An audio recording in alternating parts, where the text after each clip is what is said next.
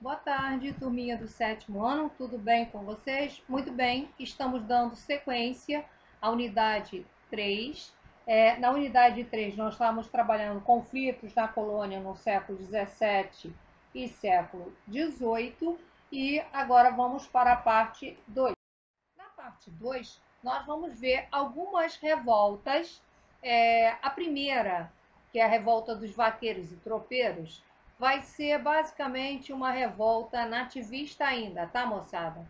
Essa revolta vai ser justamente pela exploração da coroa portuguesa, quando determina que vaqueiros e tropeiros sejam obrigados a manter sempre o mesmo caminho para evitar o contrabando de ouro, para ser mais facilmente fiscalizados. E com isso, a coroa portuguesa passa a cobrar cada vez impostos mais elevados sobre os produtos que eles estão transportando para a região de Minas Gerais. Olha só, nós temos que ver que serão eles que vão abastecer de alimento e todo tipo de produtos à região. Portanto, eles vão ser bem importantes. Isso vai fazer com que eles iniciem alguns movimentos de revolta que serão controlados pela coroa portuguesa, tá? Eles vão ter sempre o apoio da população local, tá? Contra os soldados da coroa portuguesa. O outro assunto que nós vamos trabalhar já é uma rebelião nativista. Por que, ou nativista nada, separatista. Por que separatista? Qual vai ser o motivo da rebelião? Vai ser justamente a exploração da coroa portuguesa, as ideias iluministas que chegaram à região e o que eles querem. Além de melhores condições de vida para eles próprios, eles querem fazer a independência da região. Não se esqueça que naquela época eles não tinham ideia do Brasil como um todo, então era por regiões. Então nós vamos verificar que foi um movimento influenciado pelas ideias iluministas e que eles começam um movimento que vai ter importantes membros da elite econômica e cultural de Minas Gerais, que começam a se reunir e planejar o movimento. Eles têm dois pontos principais de discórdia. Todo mundo concordava em tudo, só discordavam em duas coisas. Primeiro, se vamos fazer a independência, monarquia ou república. A grande maioria achava que era república, mas ainda tinha um grupinho que achava que o ideal seria manter uma monarquia. Outro ponto de discórdia. Todos concordavam que, tadinho dos escravos, não devem ser explorados. Mas quem é que vai trabalhar? Esse era o problema. E como pagar se abolir a escravidão? Este era um outro problema. Por isso, esse era um ponto de discórdia entre o grupo, tá? Eles não eram, não fechavam a questão nem na questão da formação de um regime político, nem na questão da escravidão. Aliás, a grande maioria achava que tudo bem, mas que a escravidão fosse mantida. O que havia de concordância entre todos que era necessário revisar os impostos e as regras e que era necessário incentivar a produção, dar perdão à dívida a todas as pessoas que estavam endividados naquele momento. Então, os inconfidentes, eles tinham este ponto de discórdia e foi isso que fez com que alguns grupos começassem a ficar temerosos de serem descobertos pela coroa portuguesa. E aí começa um movimento ou um pensamento de trair o movimento. Veja bem, a Inconfidência foi um movimento que não aconteceu, tá? Que foi eliminado antes mesmo de ter acontecido. Então nós vamos verificar que entre eles Entre eles, havia os que estavam muito preocupados em serem descobertos pela coroa portuguesa e deviam muito à coroa portuguesa, como os demais. E eles resolvem entregar todo mundo. Foram os X9, tá? Que vai ser Joaquim Silvério dos Reis, Brito Malheiros dos Lagos e Inácio Correia Pamplona. Aí eles foram até o governador de Barbacena e entregaram geral, tá?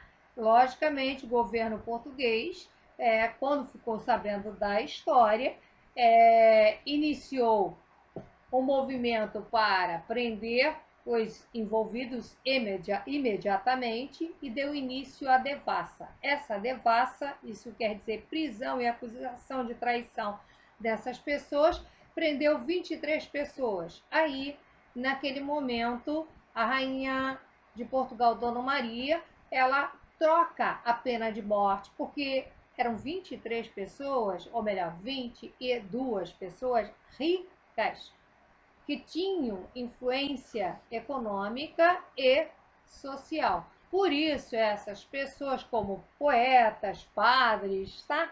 Por isso, essas pessoas terão a sua pena de morte, tá?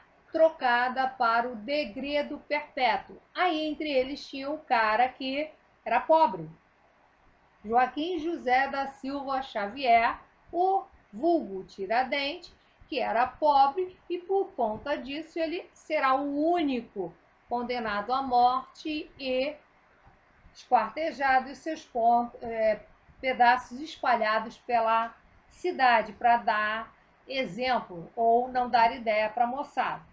Bem, outro movimento, 10 anos depois, vai acontecer na Bahia. Motivo, mesma coisa. Vai ser uma revolta nativista, mas que tem questões separatistas. Nativista porque é um mando de pobre reclamando de falta de comida. Separatista porque eles querem despachar com o governo português. Veja, então em 1798, quer dizer, 10 anos depois, um grupo de descontentes com a coroa portuguesa, também inspirado nas ideias iluministas, inicia um movimento que vai ser conhecido como Conjuração Baiana ou Inconfidência Baiana, é a mesma coisa. Este grupo vai ser basicamente um bando de pobres, tá? Aliás, a diferença básica entre a Inconfidência Mineira e a Conjuração Baiana serão 2 pontos. Primeiro, os mineiros, a base, são a elite e eles não querem a abolição da escravidão. E os baianos é um bando de pobre, e lógico que pobre não tem escravo, então eles são favoráveis à abolição da escravidão.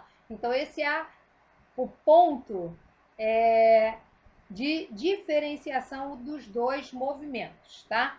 Bem, então nós vamos verificar que a população mais pobre da Bahia, cansada das explorações, inicia um movimento contra a exploração. O que eles querem?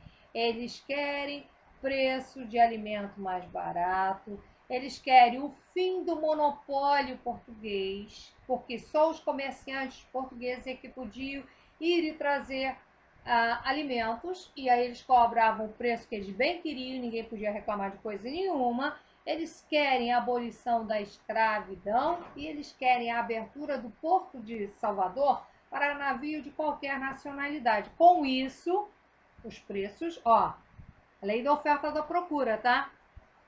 Aumento de produtos, redução de preços, tá? Então era isso que eles queriam. E queriam também criar um governo democrático, livre e independente. Eles queriam uma república. Bem, aí o que eles fizeram? Começaram a colar um monte de papelzinho pela cidade toda, avisando que estavam chateados com isso e que iam começar um movimento.